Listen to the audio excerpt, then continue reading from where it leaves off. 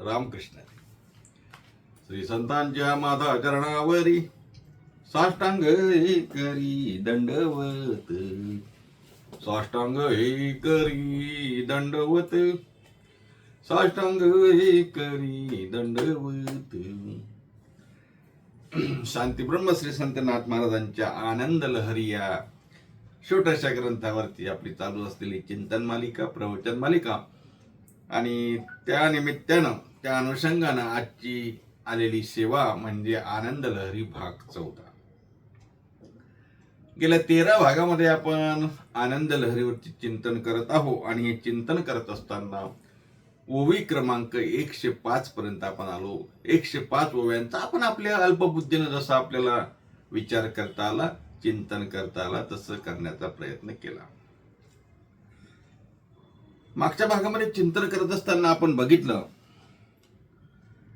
की सद्गुरूला शरण गेल्यानंतर काय होते, तर काळाचाही तो काळाचाही काळ होय. आपण चिंतन केलं काळ काय आहे, काळाचा काळ काय आहे, सद्गुरूच्या कृपेनं काय होते याचा विचार आपण केला. 105व्या क्रमांकाची ओवी अशी होती, ज्या ओवीवर आपण थांबलो. त्या ओवीमध्ये महाराज बोलले, येथून नाही जीव गेला आणि स्वरूपी मिळविला ध्येय सता मुक्त केला उगवदाविला जीवासी. अर्थात उगवदाव मी काय ही 105व्या क्रमांकाची ओवी पुन्हा सांगितली. उगवलाविला जीवासी या ओवीमध्ये नाथराय सांगतात की देही असतानाच, या देहात असतानाच तो मुक्त होतो, कारण त्याला उगवला गेला जीवाशी म्हणजे आपल्या जीवाचा उगम कुठून झाला हे त्याला कळलं. आणि हे कळण्यासाठी ते ज्ञान लागते महाराज. ते ज्ञान गुरुकृपेशिवाय नाही. म्हणून सद्गुरूच्या कृपेनं जीवाच्या उगवाचं नाव म्हणजे जीवाच्या उगमाचं नाव, उगमाचं स्थान आपल्याला कळल्यामुळं महाराज म्हणतात उगव जीवाशी नाही का, जीवाला उगव लागली. स्वरूप काय आहे एक गोष्ट लक्षात घ्या. जीवाचा उगम आहे कुठून? जीवाचा उगम आहे कुठून? जीव म्हणजे काय? ह्या ब्रह्मांडामध्ये सर्वत्र जर चराचर व्यापून जर भगवान उरला आहे, ब्रह्म आहे, तर मग जीव हा ब्रह्मच आहे ना. हो, जीव हा ब्रह्म आहे, बरोबर आहे. जीव हा ब्रह्म आहे हे जरी बरोबर असलं तरी आम्हाला हे कळत नाही ना. आम्हाला हे कळत नाही आणि कळत नसल्यामुळे आम्ही ब्रह्म सुद्धा स्वतःला जीव समजतो. आपल्याला सर्वांना कथा माहिती आहे, दृष्टांत माहिती आहे. 1 मिनिटात फक्त सांगून जातो, म्हणजे आपल्याला हे कळावं म्हणून. मेंढपाळाच्या मेंढ्या बकऱ्या चालत असताना मेंढपाळ कुठेतरी म्हणे एक वाघाचं पिलू, नुकतीच वाघीण व्याधी, आणि ते पिलू बकऱ्याच्या कळपामध्ये, मेंढ्याच्या कळपामध्ये शिरलं. आणि काय झालं, तर ते वाघिणीचं बछळ, छोटस बछळ, आणि मग त्या मेंढ्यांसमोर राहता राहता राहता राहता ते मेंढ्यासारखंच वागू लागलं. चारा खायचं, हे खायचं, मेंढ्यासारखंच हो, म्हणजे बकऱ्यांसारखंच राहायला लागलं. एक दिवस वाघाने त्यांना बघितलं, खरे बछड आपला आहे पण हे मेंढीसारखं, बकरीसारखं राहते, आणि म्याव म्याव करायला लागलं डरकाळी फोडायच्या ऐवजी. मेंढ्याचा कळप चालू असताना वाघ आल्यानंतर मेंढ्या पळायला लागल्या, बछडही पळायला लागलं. बछड्याला तिथे थांबवलं. आता हे बघा कथा आहे, मग वाघ कसा बोलला आणि काय कसा, दृष्टांतासाठी सांगतो. वाघ बोलला, अरे बछड्या, तू कुठे रे, काय करतो या बकऱ्यांमध्ये? म्याव म्याव. अरे म्हणे, तू म्याव म्याव नाही, तू वाघाचा बछडा आहे, वाघासारखा वागला पाहिजे. म्हणे कसं? मग वाघाने डरकाळी फोडली.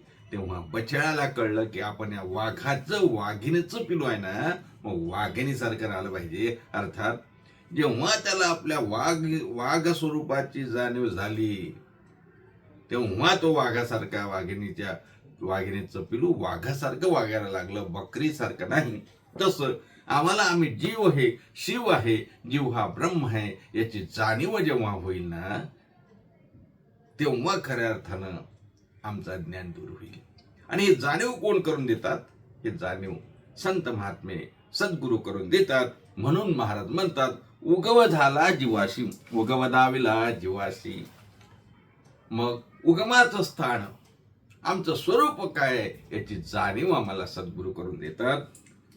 नंतर नाथराय पुढच्या ओळीमध्ये सांगतात, जेव्हा आपला उगव पाय इंद्रिया सहित तल्लीन होय, तेथे काळ करील काय जन्मवरणा पाय खुंटले महाराज. मग एकदा का जीवाने आपला उगम समजून घेतला, जेव्हा आपण कुठून आलो हे एकदा कळलं, आपण कोण आहे कळायला पाहिजे महाराज. आपल्याला माऊली ज्ञानोबारायांचं प्रमाण मी बरेचदा सांगितलं असावं. माऊली ज्ञानोबाराय म्हणतात, मी कोण आहे करावा विचार, मी कोण आहे करावा विचार, मने ज्ञानेश्वर निवृत्तीचा, मने ज्ञानेश्वर निवृत्तीचा, मने ज्ञानेश्वर निवृत्तीचा. मी कोण आहे करावा विचार, आणि हा विचार मी कोण आहे करण्याचं आपल्याला कोण शिकवतात? गुरु शिकवतात, सद्गुरू शिकवतात. आणि मग एकदा का आपला उगम कळला, उगव कळला की महाराज म्हणतात, जेव्हा आपला उगव पाय इंद्रिया सहित तल्लीन होय. आणि मग एकदा कळलं की आम्ही कोण आहो, आम्ही ब्रह्मरूप आहो, मग इंद्रिय सुद्धा त्यात तल्लीन होतात. तुकोबारायांचे, ज्ञानोबारायांचे, नाथराचे अभंग बघा, म्हणजे ऑटोमॅटिक आपल्या लक्षात येते. इंद्रिय सुद्धा देवाच्या, संतांच्या, गुरुच्या चरणी लीन व्हायला हवं. इंद्रियांना दुसरं कामच नाही, एकच काम. आपण बघितलं ना, देव डोळे तुम्ही घ्या रे सुख, पहा विठोबाचे मुख, तुम्ही ऐका रे कान, माझ्या विठोबाचे गुण. दुसरं काही नाहीच आम्हाला, देवाशिवाय आम्हाला दुसरं काही इंद्रियांना छंदच नाही. गोविंद गोविंद म्हणा लागल्या छंद, मनाला एकच छंद, एकच ध्यास. आम्हाला गोविंदाचा ध्यास लागावा, आणि तो ध्यास इंद्रियांना सुद्धा लागावा. केव्हा लागतो? इंद्रिय तल्लीन केव्हा होतात? जेव्हा आपल्या जीवाला ती उगव उमगली, उगव समजली. नाथराय म्हणतात, जेव्हा आपला उगव पाय इंद्रिया सहित तल्लीन होय, तेथे काळ करील काय जन्म मरणा पाय झाले. काय करणार काळात सांगा ना? जन्म मरण खुंटलंच ना महाराज. त्याची सरली येरझार, त्याची सरली येरझार, झाला सुपल व्यापार, झाला सुपल व्यापार, त्याची सरली येरझार, त्याची सरली येरझार. अहो येरझार संपली आता, आता नाही येणंही नाही, जाणंही नाही. येण्याची शरीरे अनेक प्रमाण आहे, अनेक ओव्या आहेत, आपल्याला माहिती आहे.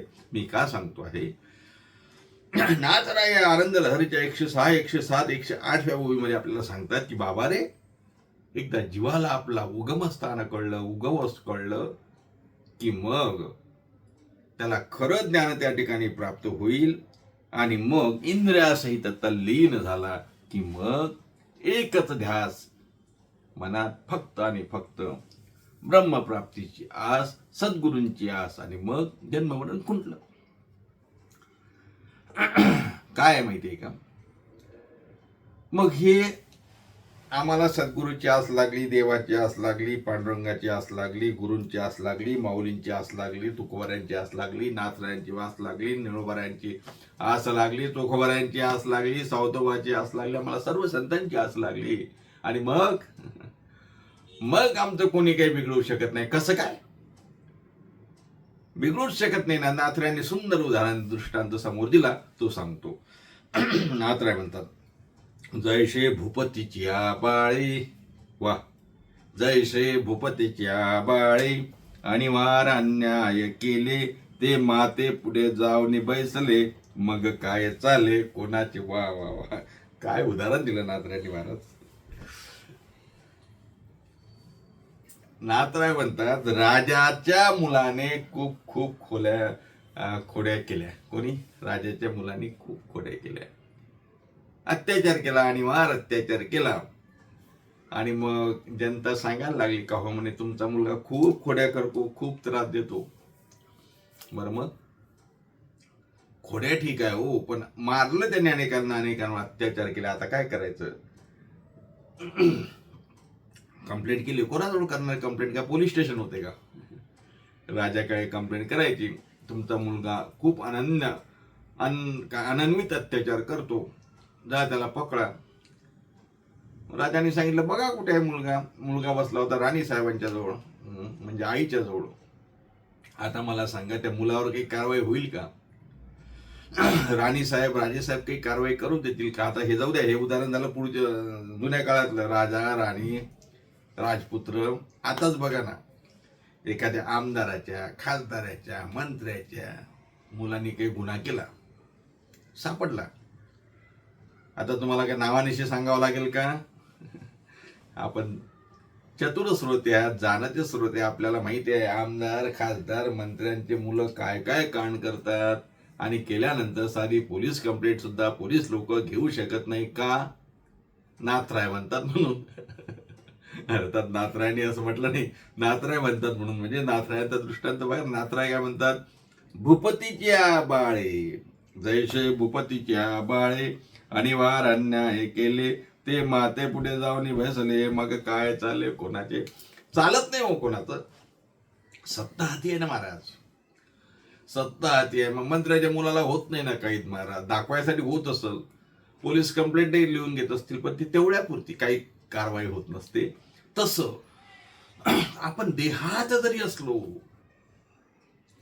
आपण कर्म जरी करत असलो, आपण म्हणजे साधू महात्मे, सद्गुरू, साधक, म्हणजे जे त्या पदाला पोचले, ते कर्म जरी करत असले तरी म्हटला त्यांना कर्माचा त्या ठिकाणी कर्म फलप्राप्ती त्यांना चांगली नाही, वाईटही नाही, कारण ते जीवनमुक्त झालेले असतात. कशाने? सद्गुरूच्या कृपेने. महाराजांनी हे उदाहरण दिलं, आपल्याला लक्षात आलं ना उदाहरण. राजाच्या मुलाने केलेल्या अनन्वित अत्याचारालाही तिथे कोणातच काही चालत नाही, राजा सांभाळून घेतो. तसं आपण काही कर्म करत असाल, या देहात असाल, तरीही सद्गुरूची कृपा झाली तर आपल्याला कुठलाही पाप पुण्याचा त्या ठिकाणी लेश लागत नाही. महाराज वर्णन करतात, तैसा जीव स्वरूपची असे नाना कर्मे केली बहुअशी, स्वरूपी झाली समरशी, तेथे काळाची री कैसा.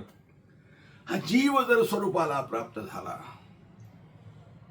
जीव स्वरूपाला म्हणजे जीवाला कळलं महाराज की आपलं खरं स्वरूप काय आहे, आणि त्या स्वरूपाला प्राप्त झाला, त्याला कळलं, आणि मग त्यांनी काही जरी केलं, काही कर्मे केली, नाना कर्मे केली बहुअसे, तो स्वरूपी झाली समरसी, तेथे काळाशी रिक कैस. साधू संत बघा, संसार करतात, संसारामध्ये असतात, तुमच्या आमच्यासारखे वागतात, दिसतात. तुम्ही आम्ही सुद्धा संसारामध्ये राहत असताना पूजापाठ करतो, साधू संतही पूजापाठ करतात, तेही काही अंशी हसतात, रडतात, लग्नात जातात, कोणाच्या लग्नामध्ये जातात, समारंभामध्ये जातात, तुम्हीही जाता, आम्ही जातो. मग फरक काय? त्यांना त्याचा संग नसतो महाराज, त्यांना त्यांचा फलप्राप्तीची अपेक्षा नसते, किंवा ते आपल्याला जरी वाटत असलं हे काय करतात, हे काय पापाचं काम करतात असं जरी वाटत असलं तर तसं नसते. कारण त्यांच्या कर्माला ते दाखवण्यापुरतं कर्म असते, कारण ते खऱ्या अर्थानं आपल्या स्वरूपाला त्यांना जाणीव झालेली असते. देहात असो सुद्धा ते जीवनमुक्त असतात, कारण सद्गुरूची कृपा झाली असते. महाराज तेच सांगतो, स्वरूपी झाली समरसे, ते काळाशी रेग नाही, काळ तिथे पोचू शकत नाही. तेव्हा असे साधक, असे सद्गुरू, असे महात्मे, असे साधू, असे संन्यासी कसे असतात? स्वरूप खंडदंडायमान सर्वाढाई परिपूर्ण, ते कैसे जीवाचे जीवपण समरसुनी एक झाले. अरे जीव राहिलाच नाही तिथे, जीव आणि शिव, जीव आणि ब्रह्म ऐक्य झालं महाराज. काय सांगा, महाराजांनी सुंदर उदाहरण दिलं. जैसे सागर हुनी लवण, वा, जैसे सागर हुनी लवण, जळापासून निर्माण, सगुणत्वे आले कठीण, म्हणून भिन्न न घडी त्यासी. नाथरायांचे दृष्टांत एकापेक्षा एक असतात. आता मी जीव आणि शिवाचं समरूप आणि स्वरूपीचं वर्णन करतोय, जे सांगतोय तुम्हाला, कदाचित कळलं नसेल, पण नाथरायांच्या या उदाहरणावरून आपल्याला लगेच लक्षात येईल. नाथरायांनी सुंदर उदाहरण दिलं. नाथराय म्हणतात, जैसे सागरी हुनी लवण, सागर म्हणजे समुद्र, समुद्राच्या पाण्याचं लवण म्हणजे मीठ. मीठ कशाचं म्हणते मग? समुद्राच्या पाण्याचं. कशापासून मीठ तयार होते? जळापासून, म्हणजे समुद्राच्या पाण्यापासून. पाणी द्रवरूप आहे, मीठ असं आपलं सॉलिड आहे ना, सॉलिड आहे, पावडर आहे, काय सेंद्रिय मीठ असते, खळे असतात, आपलं मिठागरामध्ये नेऊन त्याचं मीठ बनवतात. पण मुळात कशात आहे? पाण्याचं. कुठल्या पाण्याचं? समुद्राच्या पाण्याचं. मग जैसे सागर उणी लवण, जळापासून निर्माण, सगुणात्वे झाले कठीण, म्हणून भिन्न न घडी त्याशी. आता मला सांगा, हे मीठ समुद्राच्या पाण्यापासून बनलं. मीठ म्हणून जरी वेगळं वाटत असलं तरी समुद्राचं पाणी आणि मीठ यांचं स्वरूप मुळात एक आहे की नाही? एकच आहे ना. एक आहे की नाही? सांगा ना मला. हे मीठ जर पुन्हा पाण्यात टाकलं तर याचं मीठ राहील की पाणी होईल? पाणी होईल. अर्थात मीठ सगुणत्वानं जरी वेगळं दिसत असलं तरी मूळ ते समुद्राच्या पाण्याचं बनलेलं आहे. तसं हा जीव वेगळा जरी दिसत असला तरी तो ब्रह्माचा अंश आहे. ममैवांशो जीवलोके. भगवान सांगतात ना, ममैवांशो जीवलोके जीवभूत सनातना. हा जीव आणि शिव एक असल्याचा अनेक ठिकाणी महाराज आपल्याला उदाहरणादाखल संतांनी सांगितलं. नाथरायांनी या उदाहरणातून आपल्याला लवण, आणि मला वाटतं एक तुकोबाऱ्यांचं सुद्धा प्रमाण आहे, आता मला कदाचित आठवणार नाही, लवण मेळविता मेळे, असं काही आहे ना, प्रमाण आहे ना, लवण मेळविता मेळे. ज्या समुद्रातून मीठ निघालं त्याच समुद्रामध्ये मीठ गेलं, एका रूपाला प्राप्त होईल. तसं हा जीवाचा अंश जिथून आला त्याच्या स्वरूपाला तो प्राप्त झाला पाहिजे. त्यासाठी सद्गुरूची कृपा लागते. महाराज म्हणतात, तेची जळा माझी घालिता, जळची होय तत्वता, तर परतून येईल आता ही सर्वता मागाडीची. पाणी पुन्हा, मीठ पुन्हा आणखी पाण्यात टाकलं, पुन्हा त्याचं मीठ आपल्याला प्रक्रिया केल्याशिवाय होईल, मिळेल का? नाही ना. समुद्राच्या पाण्यात मीठ टाकलं आणि म्हटलं मी टाकलेलंच मीठ मला वापस दे, होईल का? शक्य नाही ना. नाही म्हणे, समुद्राच्या पाण्यात पुन्हा मिठा घरात पाणी गेलं म्हणजे हो ते होईल, पण तुम्ही चिमूटभर टाकलेलं मीठ पुन्हा म्हणाल मला तेच मीठ पाहिजे, समुद्राच्या पाण्यामध्ये एकदा विरघळल्यावर होईल का? नाही ना. तसं जीव हा ब्रह्मस्वरूपाला प्राप्त झाल्यानंतर पुन्हा त्याला काहीही घेणं देणं नाही. अर्थात तो देहात जरी असला, तो जीवरूपाने जरी राहत असला तरी तो ब्रह्म आहे, त्याला काही घेणं देणं नाही. 111व्या ओळीपर्यंत आपण आलो. आता पुढचं चिंतन 112व्या ओळीपासून पुढच्या भागात करू, नाही का? तोपर्यंत सर्वांना एकदा रामकृष्ण हरी आणि नाथरायांचं आपलं नेहमीप्रमाणे भजन. श्री भानुदास श्री एकनाथ, श्री भानुदास श्री एकनाथ, श्री भानुदास श्री एकनाथ, श्री भानुदास श्री एकनाथ, श्री भानुदास श्री एकनाथ, श्री भानुदास श्री एकनाथ, श्री भानुदास श्री एकनाथ, श्री भानुदास श्री एकनाथ. कुंडलिक वरदे विठ्ठल श्री ज्ञानदेव तुकाराम, दत्तात्रय जनार्दन श्रीनाथ, माऊली ज्ञानेश्वर महाराज की जय. जगद्गुरु तुकाराम महाराज की जय. शांती ब्रह्म श्रीमंत श्री संत एकनाथ महाराज की जय.